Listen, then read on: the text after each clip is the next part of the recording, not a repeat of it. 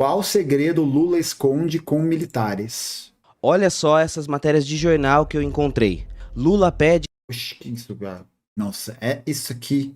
Essa foto do Bolsonaro tossindo é realmente uma aparição demoníaca, né? Nossa senhora, é realmente um negócio, né? Vamos ver aí, qual que é o segredo que o Lula, que o UA, né? Porque a gente tirou a letra L do alfabeto, que o UA esconde com os militares. Vamos ver. que se ponha panos quentes em data do golpe.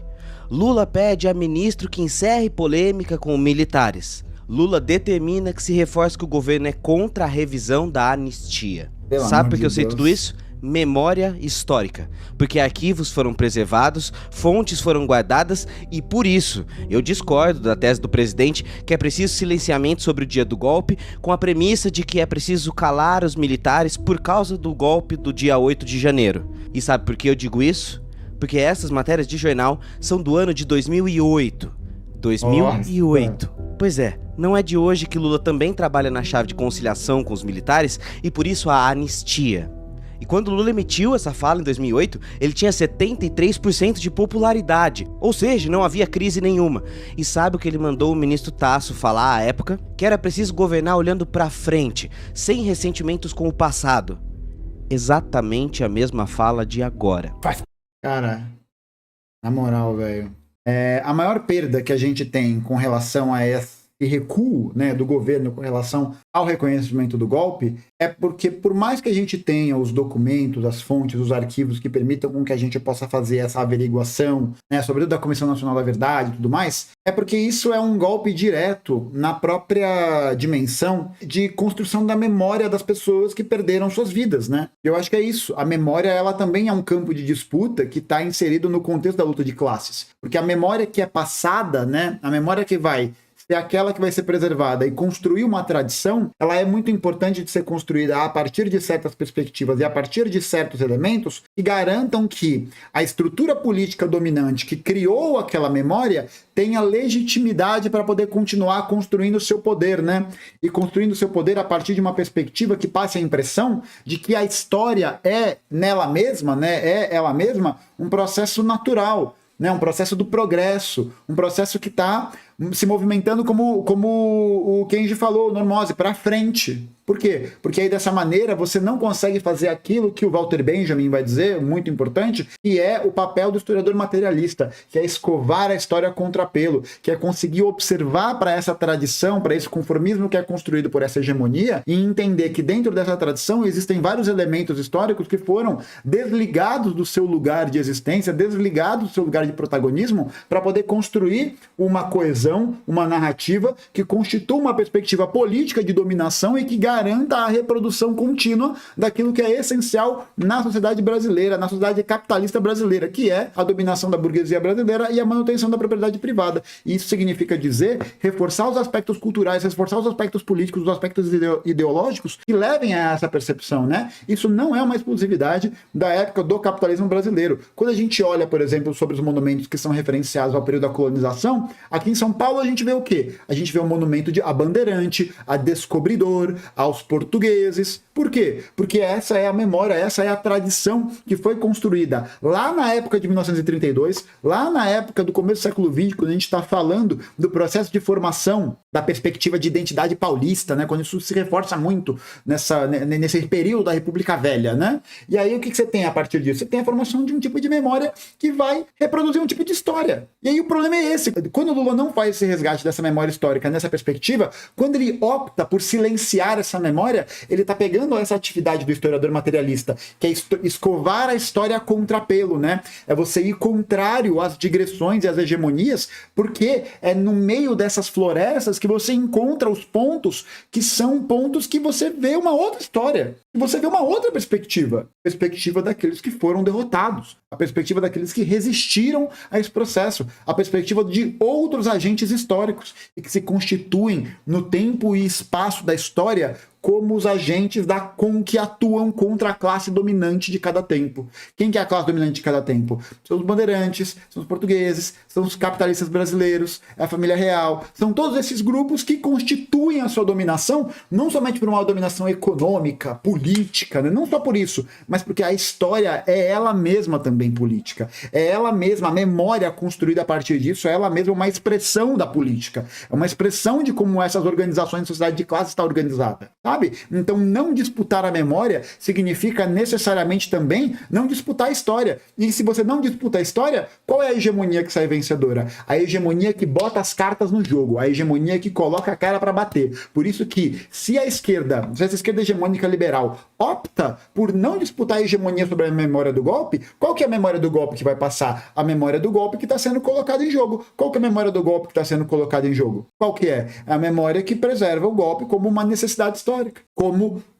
uma experiência que acabou, como se e aí é que está a questão, como se o passado do golpe, esse é o problema do Lula, esse é o problema da atuação do governo no geral com isso, como se o passado do regime militar, entre aspas, e não a ditadura empresarial militar, é como se esse passado não estivesse mais no presente, porque ele foi superado. Mas é só a gente olhar para o lado e ver o fenômeno do surgimento do próprio Bolsonaro nesse aspecto, que rememora esse momento, que rememora os aspectos mais reacionários da ditadura, que faz a menção à memória de torturadores como Ustra.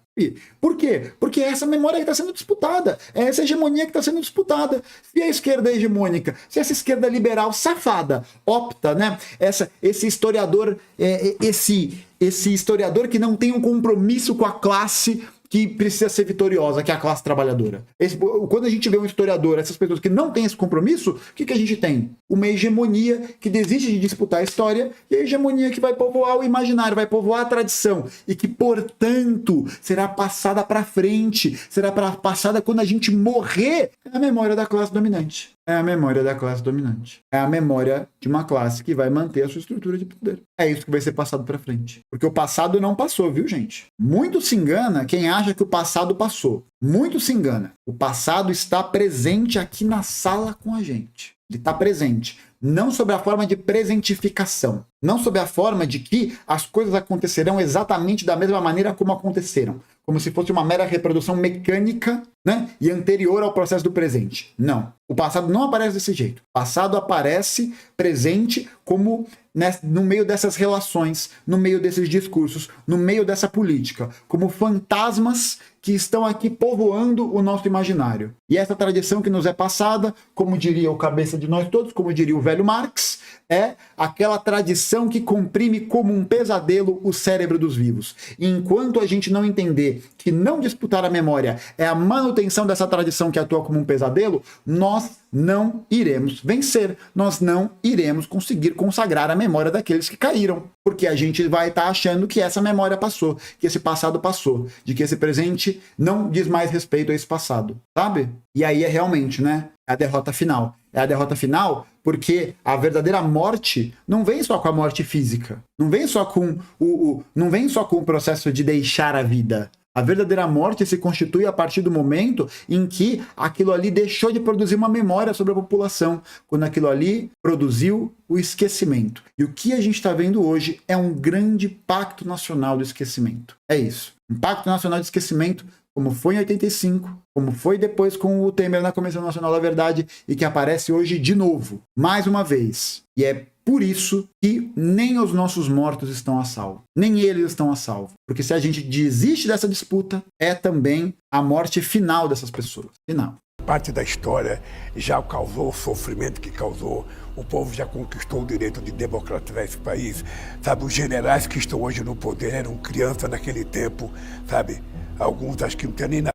Tá de sacanagem, Lula. Tá de sacanagem, porra. Os generais brasileiros têm 60, 70 anos. A ditadura foi há 40, o fim dela foi há 40 anos. Nascido ainda naquele tempo. Então, o que eu não posso é não, sabe, tocar. E achar que não tem uma doutrina militar por trás, né? Nem sei se não acha, não sei, velho. A história pra frente, ficar remoendo sempre. Ou seja. E quer saber de outra coisa? Sabe quem tava nessa reunião que tomou essa posição oficial do governo na época? José Múcio, que era ministro das Relações Institucionais e hoje um dos grandes Ministro da atores Defesa. importantes para resolver ou não essa questão do golpe. E quer saber de outra coisa ainda? Sabe o que os críticos à esquerda do governo, inclusive do próprio partido, diziam à época? Que essa fuga de não encarar a questão com os militares no Brasil daria força para esses militares. E que isso certamente daria num golpe lá na frente. Na época, Lula concordou que havia politização dos militares e propôs uma PEC para tirar os militares da jogada. Exatamente como é proposto hoje. Na época não deu nada. E hoje? Eu tô vendo o presente repetir passado e isso não me cheira nada bem. Os críticos acertaram. Dali pra frente, os militares voltaram pra política, porque estavam intocados na caserna desde 85 por causa da vergonha da ditadura. E fizeram isso plantando falsas memórias coletivas de um suposto passado glorioso, de que militares não tinham corrupção, de que na época... Olha aí, ó. Olha aí a memória. Viu? Olha como o passado é fundamental para mobilizar no presente. Uma compreensão materialista sobre o passado é essa. É a compreensão de que esse passado, permeado pela luta de classes, permanece vivo. Essa é uma compreensão que precisa ser mobilizada no entendimento desse passado. Uma compreensão tal qual o Marx falava, tal qual o Benjamin falava, que permite com que a gente entenda que essa tradição, é esse passado, que garante a reprodução do presente. É ele, que não está acabado. Que não está acabado. Aqui presente. Leiam Walter Benjamin. Inclusive, Walter Benjamin, textos selecionados, Melancolia de Esquerda e muitos outros, novo lançamento da Lavra Palavra, com organização dos textos feitas por mim e um prefácio também escrito por mim. Tá em pré-venda, com desconto. Vou deixar o link aqui embaixo para vocês darem uma olhadinha, tá bom? dos milicos tinha segurança. Mentira. Mas era tarde. Passaram poucos anos, o resto é história. Juntou no Bolsonaro e aí você já lembra, não preciso repetir. E já que o presidente Lula gosta tanto de futebol, vamos falar de futebol. Lula, você certamente lembra do que está escrito no estádio de Santiago do Chile, onde ativistas eram barbaramente torturados durante a ditadura deles. Lá está escrito: um povo sem memória é um povo sem futuro. No exato instante que deixamos de relembrar os horrores do passado, os horrorosos que ainda estão aí voltam para reescrever a história todinha. E aí, nada suave, nada tranquilo. Hoje faz 60 anos do golpe militar com um gostinho amargo. Esse vídeo aqui é um tanto diferente dos outros pelo seguinte, porque eu sou historiador, fruto da universidade pública, e eu sou treinado para lidar com memória, história, narrativa, separar todas essas coisas, e por isso eu vou discordar da postura oficial do governo usando a ciência histórica, falando de memória. Então, assim como o médico tem o dever de prover saúde para as pessoas, eu acho que é um dever do historiador lutar pela importância da memória. Afinal de contas, a universidade que eu fiz foi paga com os seus impostos, não é?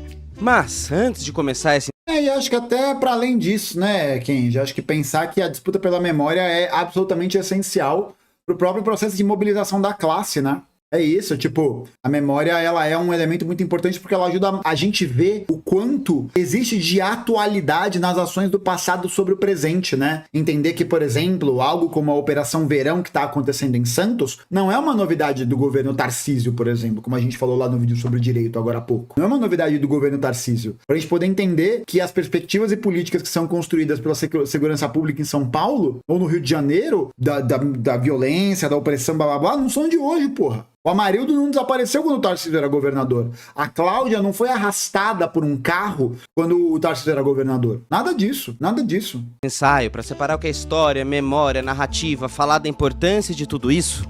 Vamos para uma dose de realpolitik. Eu não posso mentir para você e dizer que eu não entendo qual é o xadrez do Lula. E agora eu tô falando enquanto análise, opinião, fora da ciência histórica. Acho que tá claro para todo mundo que a cúpula mais alta do exército foi conivente com a tentativa de golpe. Certo? Conivente não. Tá lá o registro dos oficiais se cagando de medo na hora de aplicar o golpe. É isso, pô. Só não deu porque os caras melaram na hora. Só por isso, mano. E tem relatos disso também em 64. Mesma coisa, dos generais que eram mais ativos, reclamando de outros comandantes, que os outros comandantes eram covardes, eram fracotes. É isso. É hesitação. Foi isso. Alguém dos militares tem que ser preso. Esses sujeitos são historicamente intocáveis no nosso país, mas não vai ter jeito. Isso vai acabar manchando muito a narrativa dos militares, o Lula sabe disso, nós sabemos disso, os militares sabem disso, e aí tá o ponto. Roda Bolsonaro, roda Cid, roda Heleno, todos esses vão rodar. Mas o grande generalato do exército fica preservado como aqueles que tentaram salvar a democracia. Os militares se desgarram de Jair e dos outros, dizem que era só laranjas podres no meio da instituição, que é sério e tudo mais. Lula, em contrapartida, faz a resposta oficial do governo baixar o tom e colocar panos quentes em tudo, blá, blá, blá, blá, blá, conciliação a sachê. Nada acontece feijoada. Baita meme, tá? Baita meme. Eu consigo compreender essa estratégia e consigo discordar dessa estratégia.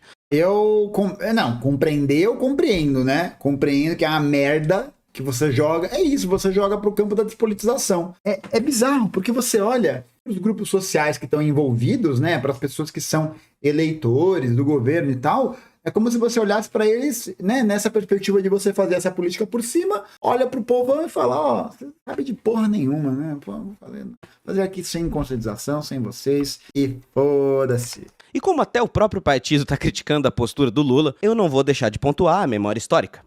Até porque com o Múcio à frente do ministério, os militares continuaram recebendo muito ao longo do governo Lula. A máquina do exército não está apenas impune, mas está recebendo a manutenção da sua presença no executivo, a presença de militares dentro do próprio governo, em ministérios da defesa ou dentro da ABIN. Sim, a inteligência do governo está na mão de militares logo depois de uma tentativa de golpe vinda de militares. Isso fora alguns acenos políticos evidentes, como o absurdo do engavetamento do projeto que acaba com a pensão dos filhos de militares. Parecem ser as mesmas propostas, com os mesmos acordos, assistir o mesmo filme mais uma vez. Olha a conciliação, minha senhora, o povo bonito paga, também não leva. Então veja, ninguém é contra a reconciliação nacional. O Lula foi eleito a partir dessa pauta e tudo mais, a gente já falou isso em outro vídeo aqui. Mas conciliação não quer dizer entreguismo. Conciliação acontece numa negociação, e negociação tem limites inegociáveis. A memória sobre a ditadura militar e a lembrança como resposta oficial do governo é uma dessas coisas inegociáveis. A memória histórica deveria ser inegociável. Como diz Walter Benjamin, nada do que aconteceu pode ser perdido para a história. Esquece, tá? Ó, esquece. Ó, vocês aí, ó, você aí que tá me vendo agora, que tá me assistindo agora, você consegue entender o peso que o Valtinho tem na tradição? Consegue entender isso? Você está entendendo isso? Você tá entendendo isso? Tá entendendo? Tô falando. Summonou Walter Benjamin. Esquece, exatamente. Fiz um jutsu. Walter Benjamin, puf, saiu, né? Então, para poder virar essa página da história do Brasil, é preciso escrevê-la. Isso porque memória não é história. Lembrança não é história. Narrativa não é história. Que? Como assim? Bom, você certamente já viu algum defensor da ditadura mandar a gente perguntar: pergunta pro seu avô como é que foi a ditadura pra você ver como é que foi bom. Olha, se eu sair por aí perguntando como é que foi a pandemia, vai ter muita gente jurando que foi a ditadura sanitarista das máscaras e que tinha um chip chinês da vacina e tudo mais. Memória não é história. Eu acho que esse argumento deveria ter sido invalidado a partir de 2020, depois que a gente viveu a pandemia, mas ele continua aí rodando. E aí eu te pergunto, e se eu perguntar pro meu tio Wagner, que foi preso, passou por violência só porque era professor? E se eu perguntar pra essa avó aqui, vale? Eles foram até a minha casa e buscaram meus filhos, minha irmã grávida. E meus filhos, eu estava nesse momento na sala da parte de cima da Operação Bandeirantes.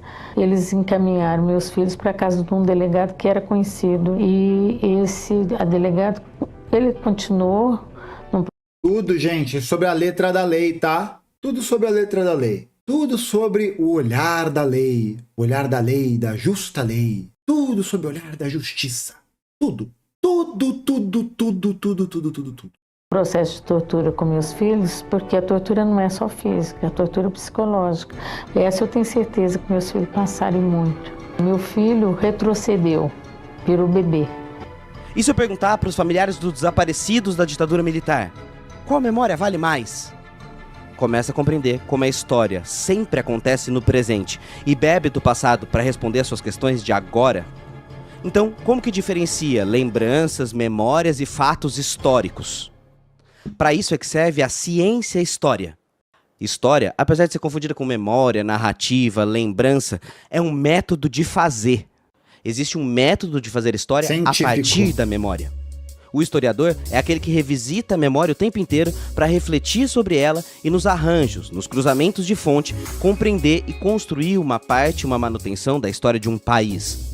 Inclusive por isso, né, até um negócio que eu comentei, é importante a gente sempre lembrar que a construção do conhecimento histórico não é simplesmente pelo fato de você ter acesso a uma fonte determinada. Eu falei sobre isso no meu react do documentário do Brasil Paralelo sobre a ditadura militar. Né, que eles dão uma entrevista, não é um vídeo muito grande que tem num código de inteligência limitada, mas é um vídeo que eles falam sobre como que eles fizeram um documentário sobre a ditadura. E aí eles falam, a gente foi no Museu de Vítimas do Comunismo na República Tcheca. A gente descobriu que o Oscar Niemeyer era comunista. Caralho, vocês descobriram isso? Porra, não é como se isso tivesse, sei lá, na Wikipédia, né? Sei lá. Um povo, de uma família. E aí é isso, né? Só para poder reforçar. Não adianta nada a gente achar que você vai fazer história só pegando um livro e aceitando aquela fonte, aquele livro, aquela informação como verdade anunciada. Que nem o Thiago Braga faz, por exemplo. Não é isso.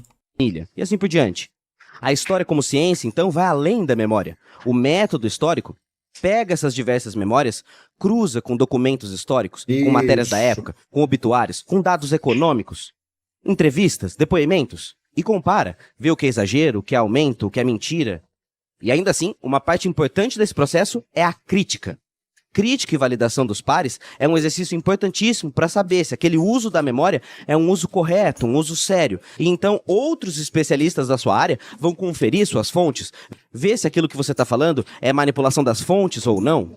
Ou seja, um pesquisador sério não pode fazer com as fontes o que ele quiser. Um historiador sério não dá só opinião. Ele também não consegue criar uma narrativa sozinho.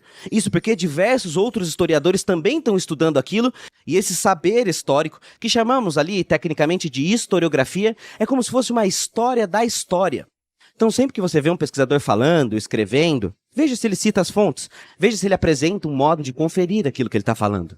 Mas é assim que vai se diferenciando fato, opinião, interpretação e assim por diante. A memória histórica é, então, uma entidade coletiva. Ela vai se construindo e se desconstruindo a partir das disputas que fazemos delas. Perfeito. Memória é disputa, perfeito.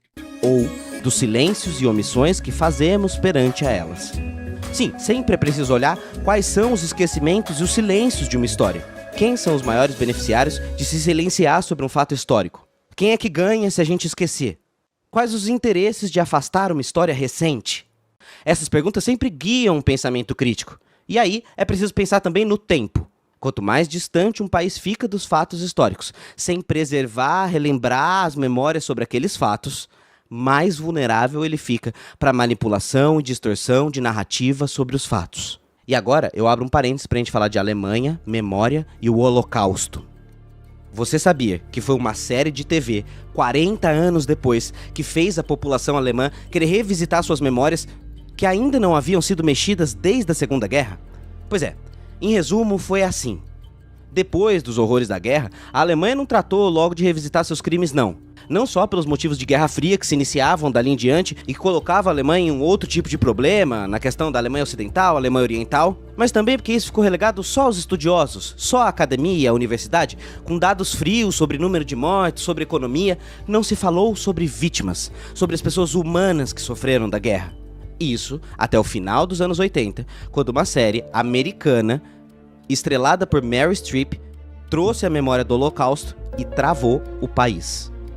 Mano, e é muito louco isso, né? Porque a gente vê o quanto esse tipo de memória, ele pode ser muitas vezes substancialmente produzido, né? Vide aí, por exemplo, o Wiclis Rodrigues, o cara do História FM, lançou o livro. Inclusive, quero fazer aqui o agradecimento público à editora Contexto, que me mandou o livro do Dia D, do Wiclis Rodrigues, em que ele faz um estudo aprofundado sobre como a memória do Dia D foi sendo construída, revisitada e reproduzida de maneira a produzir a narrativa histórica de que o Dia D foi um fator determinante para o desfecho da Segunda Guerra Mundial. Por quê? Videogame, indústria cultural, tudo isso. O quanto de gente não pensa uma coisa sobre a União Soviética a partir, por exemplo, da obra Chernobyl, produzida pela HBO. que você vai criar a partir disso? A memória de que em Chernobyl as pessoas falavam inglês.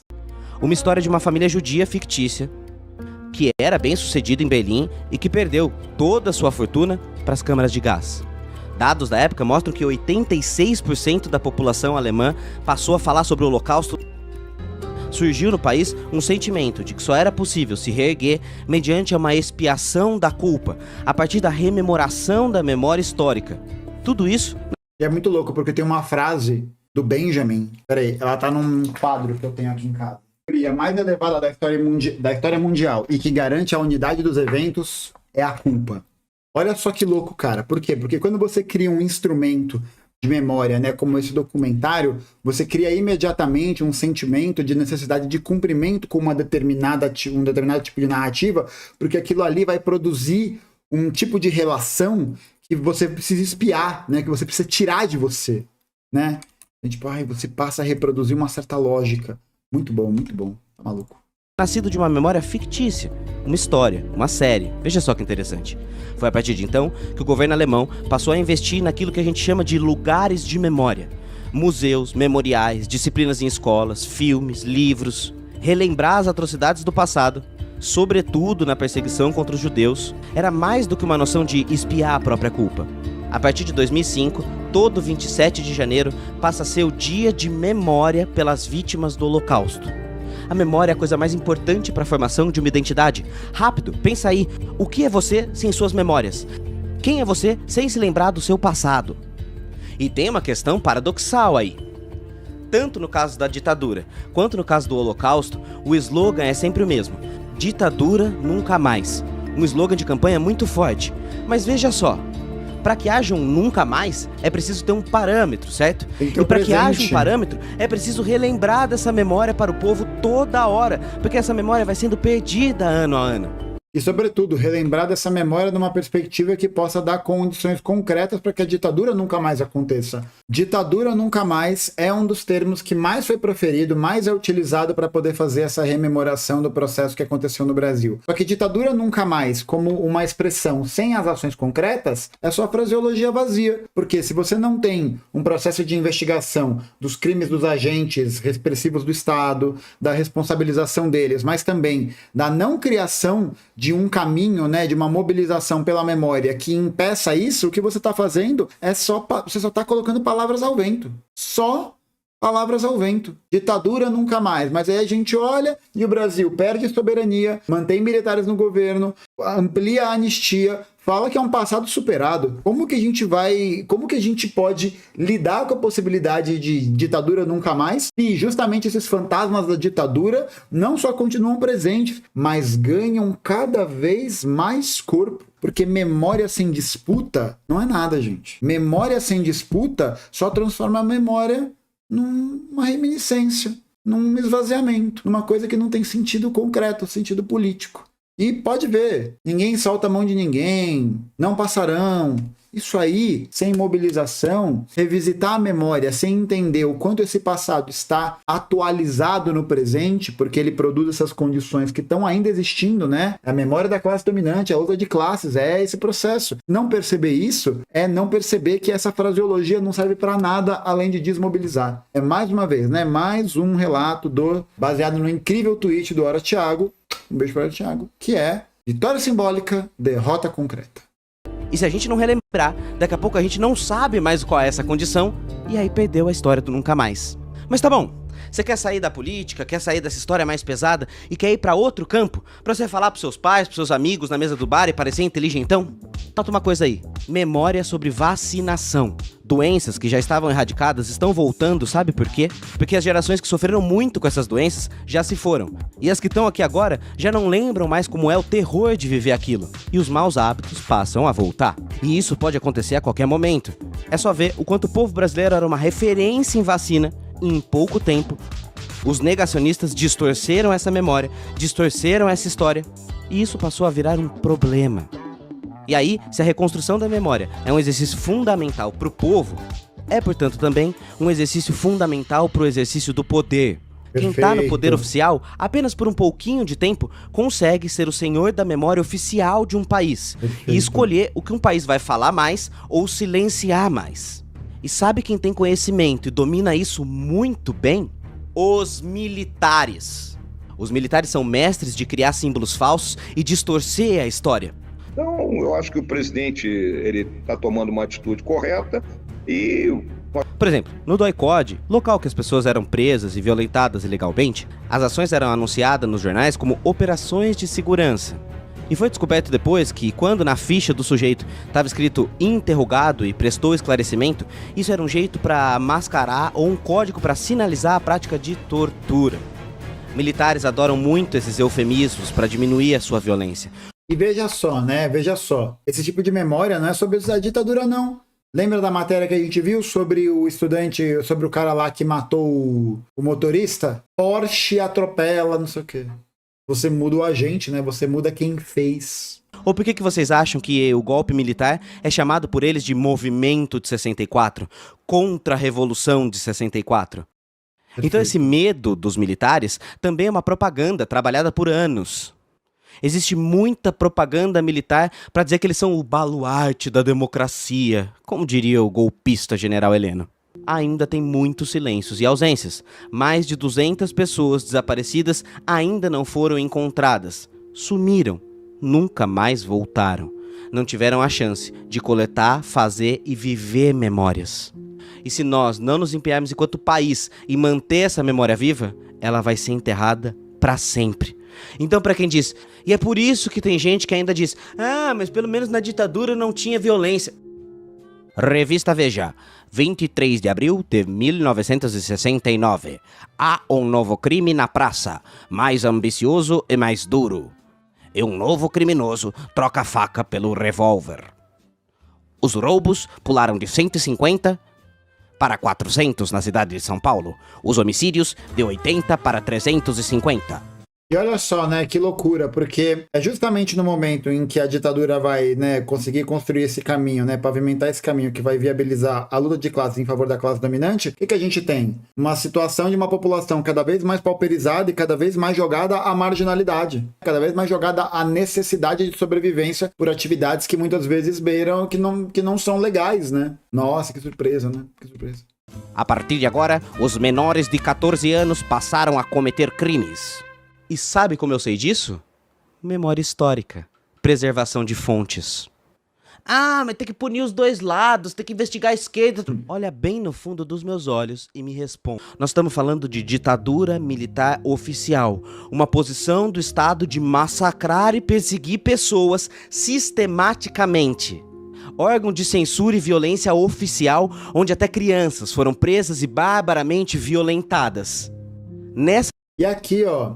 Basta você ver como, olha como esse presente nem repete o passado, né? Mas olha como esse passado tá aqui. Basta você ver a forma de como as polícias militares no Brasil todo agem. Não é exatamente a mesma perspectiva e o mesmo modo de operação em que se caçavam militantes na ditadura. Uma polícia ostensiva, que invade, que entra, que primeiro atira e depois pergunta. Essa situação, com um estado de guerra, é muito atual, reagir à barbárie do ditador, é violência? Não. Direito à resistência é justo e necessário. Mas você percebe? Os fatos não mudam, mas o que pode se fazer desses fatos, sim.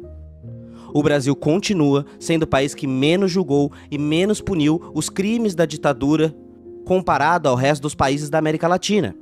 E, infelizmente, a maior parte... Não, é isso, né? O Estado brasileiro, né? A classe dominante brasileira foi uma mãe com os militares. Dos algozes já tá muito velho ou já se foi. E não vai ser julgada. E essa briga continua tão atual que não à toa que 15 dias para Bolsonaro deixar a presidência, ele acabou com a comissão na canetada. E é claro, o governo Lula prometeu como pauta retomar esse ministério e Silvio Almeida, nosso ministro, fez uma fala extremamente emocionante sobre isso. E nós estamos aqui para, em nome da compaixão, não estamos aqui para ser hipócrita. Nós sabemos muito bem que o presidente anterior gostava de ditadura, que ele louvava torturadores. Não gostava da Comissão de Anistia e nem da Comissão Nacional de Mortos e Desaparecidos. Porque, senador, não é questão da gente gostar ou não, sabe por quê? Isso é mandamento legal e constitucional. Mas sabe o que vai acontecer? Se ela não for recomposta, o Ministério Público Federal vai entrar com uma ação e vai mandar reconstituir a Comissão de Anistia. Mas conciliação chegou, o tempo passou e eu sofri calado. O Lula fez tirar essa memória do nosso pensamento. E se você acha que a gente realmente não deveria criticar o governo nessa questão, faz o seguinte, reclama para a família dos desaparecidos políticos que teve promessa do governo de ter uma reunião o ano passado, ainda não teve nenhuma resposta. Então, Lula... Então, o que eu não posso é não, sabe, tocar a história para frente, ficar remoendo sempre. Eu, sinceramente, eu não vou ficar me remoendo e eu vou tentar tocar esse país para frente. Eu queria te lembrar da quantidade de viadutos Costa e Silva, praças Médici, rodovias Castelo Branco, que tem toda a cidade por aí afora. Muito forte, hein, Queria te meu lembrar irmão? também Muito que bom. Chico Buarque e os exilados estão vivos. Que a Melinha Teles está viva, que Iracema de Carvalho, que foi violentada quando criança, diz que 60 anos não foram nada para apagar suas memórias. E queria te lembrar também que houve um metalúrgico que organizou uma greve lá no passado, foi preso e perseguido pela ditadura, hoje virou presidente da República e tá vivo, Luiz Inácio Lula da Silva. Luiz Inácio Lula da Silva. Como que os resultados da ditadura são memória do passado? Esse mesmo Lula, preso em 1980, em 1989, quando se candidatou a presidente, recebeu um dossiê contra ele de 77 páginas. E por que eu sei de tudo isso? Memória histórica. Porque Pesquisa. Documentos foram preservados. Pesquisa, Foi gerado é interesse isso. para pessoas da minha geração, que nasceram logo depois dessa loucura toda, manter viva essa memória, continuar pesquisando. As sensibilidades sobre esse tema ainda estão à flor da pele e é muito desrespeitoso querer calar essa memória da posição oficial do governo. Claro, o povo vai continuar fazendo a sua parte, mas não basta. Quando o Lula diz... Eu estou mais preocupado com o golpe de janeiro de 2023 do que com 64. Ignora-se que isso é uma ponte para o passado que está sendo apagada. 64 e 23 moveram as mesmas narrativas, os mesmos discursos, os mesmos grupos econômicos, os mesmos afetos, e afetou a população brasileira do mesmo modo. Não dá para ignorar a memória histórica. Mas eu sei que em nome dos panos quentes, da conciliação, Lula vai perder a oportunidade de finalmente resolver essa questão que o Brasil tem com os militares. E agora, sabe quem é que está comemorando essa data e não está nem... Total, Larissa. O golpe do 8 de janeiro é um desdobramento de 64. Total. Tem aí pra tudo isso? Os próprios militares. Os militares prepararam um super jantar com ingressos caríssimos no clube militar pra comemorar, segura agora que você vai ficar louco, Revolução os 60 64. anos do movimento democrático militar de salvação à democracia. Você tá entendendo o que eles estão tirando com a sua cara? Você tá entendendo que você é um palhaço se ficar quieto nessa situação?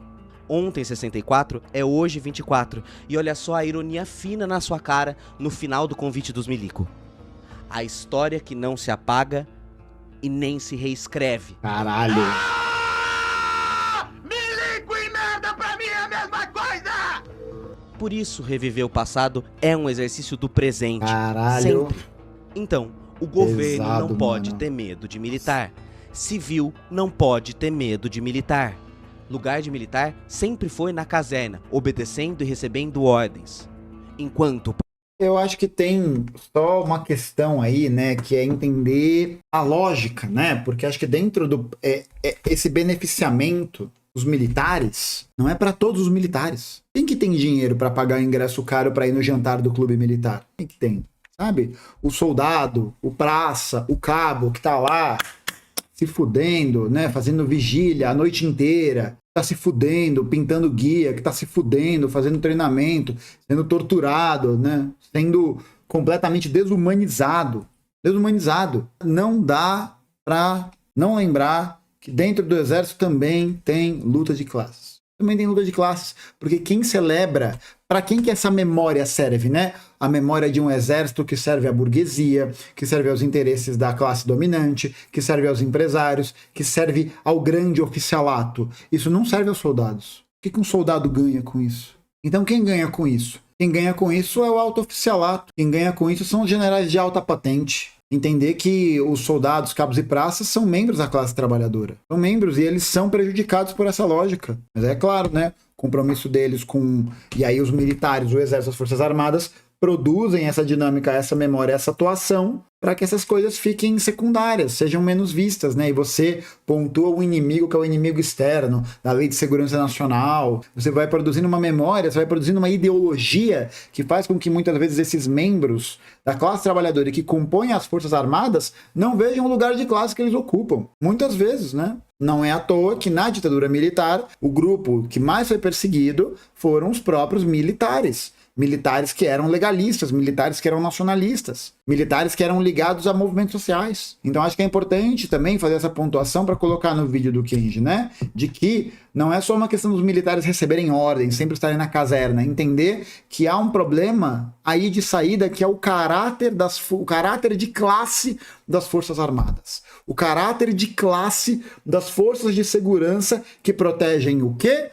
A propriedade privada do Estado burguês. É um exército que não serve para proteger o povo, que não serve para proteger a classe trabalhadora, que não serve para poder atender a soberania nacional. É um tipo de lógica, é um tipo de caráter que, no final das contas, coloca a posição do Brasil como uma posição de subalternidade aos interesses de certos grupos militares do estrangeiro, de subalternidade aos grupos dominantes, que vão sair para jantar no clube militar, rememorar o movimento democrático de 64, enquanto tem um soldado, um cabo, um praça, ganhando um salário mínimo, 2 salários mínimos para sustentar uma família, morando num barraco, morando numa casa de aluguel, correndo risco de vida, para proteger o interesse do general de 5 estrelas que fica atrás da mesa com o cu na mão. País não resolver esse passado, nós vamos ver esse filme repetir muitas e muitas vezes.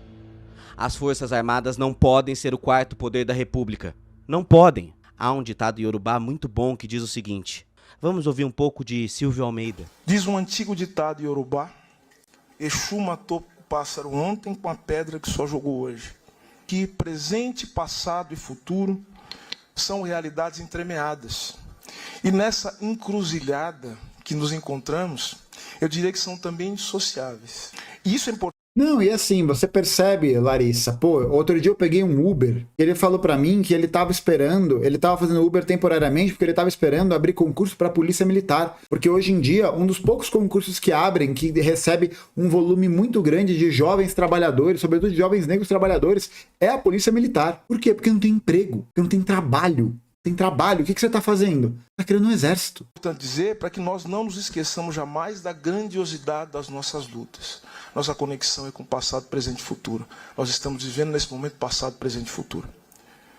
Não há presidente no mundo, tendo eu votado ou não, tendo eu curtido ou não, tendo ele feito acordinho com o militar ou não, que vai me fazer abandonar o meu dever de historiador, da preservação da memória histórica e de muito mais. Isso não é um dever só nosso. Isso é um dever de todo mundo. Todos e cada um podem cuidar um pouquinho dessa memória histórica. E é assim que se forma uma democracia. Poder discordar do presidente, sem medo de morrer, nem ser ameaçado, só ter que lidar com seus puxa-saco. Faz parte. Esse é o doce sabor da democracia. Agora, eu termino esse vídeo do mesmo jeito que, tristemente, eu terminei o último vídeo de memória. Ainda no tempo do lixo do presidente Bolsonaro. Nós precisamos ser o calo no sapato do poder. Nós precisamos ser aqueles que relembram os que querem esquecer. Nós fazemos parte daqueles que escovam a história contra pelo. Um beijo pra vocês, viu? Um beijo pra vocês. Walter Benjamin é muito bom. Uma memória histórica não morre enquanto alguém mantiver acesa a chama dessa lembrança. Lutemos para que a memória de um povo se mantenha viva, para que, enfim, não sejamos apagados.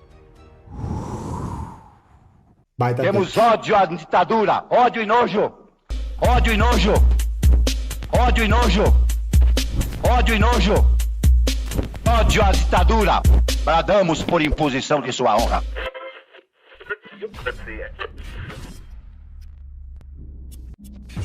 Você quer conhecer o que há por trás do obscuro? Nós fizemos uma investigação inédita sobre o Brasil Paralelo, que eu vou te mostrar agora. Olá. Bem-vindo a Brasil Semelhante. Não é Brasil, mas é parecido. Hoje eu quero te mostrar aquilo que a mídia te esconde. Talvez eu minta pra você sobre os fatos. Você sente que estão destruindo sua infância? Eu vou chamar falsos especialistas, distorcer os dados, mas fique tranquilo. É tudo em nome de combater o comunismo. Pelo bem da família. Eu sou um dos processados pelo Brasil Paralelo. Eu vou caprichar na qualidade de cinema. Brasil, não existe canal de YouTube no Brasil que gaste mais com propaganda do que o Brasil Paralelo. Ao fundo, você escutará uma trilha dramática e sombria que começa a subir. Quer participar comigo de um grupo seleto? Quer construir comigo o Brasil Paralelo? Colocar uma roupinha bonita, um cenário bonito, para fazer uma falsa sensação de imparcialidade é fácil de fazer. Ou seja, a gente chegou num ponto que a extrema-direita tem até a sua própria Netflix. No final das contas, muitas vezes, nós estamos lidando com pessoas que não atuam só contra a ciência, como a gente viu. O que fizeram com a minha mãe, logo de cara, já é algo para revoltar muito mesmo. Eles sabiam do que estava acontecendo e deixaram rolar. Havia um método muito claro. Por quê? Porque essa história é uma resposta a muitas pessoas que têm espalhado certas fake news. Porque não dá, né? Não tem condições disso. Falar da realidade... Vocês fazem de tudo pelo dinheiro. Vocês são capazes de mentir em cima de algum assunto para lucrar em cima dele. E ela abriu um processo. Então, as regras são: a gente manda e vocês obedecem. Até teve uma conversa com o professor Olavo. Processo, ele é uma arma para você amarrar a mão do seu inimigo. Não é para meter na cadeia. Às vezes você não consegue meter na cadeia.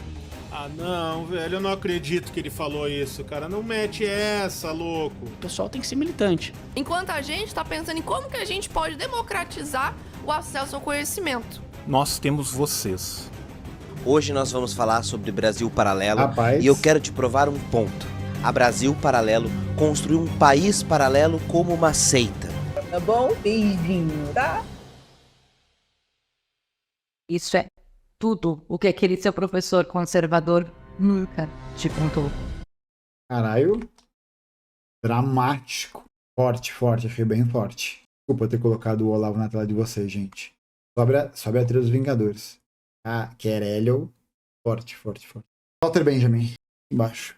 Tá? Não esquece. Não esquece. E, bem, finalmente anunciando aí, muito em breve vai ter um curso de lançamento para poder comemorar o lançamento desse livro, que será um curso com a leitura das teses sobre o conceito de história.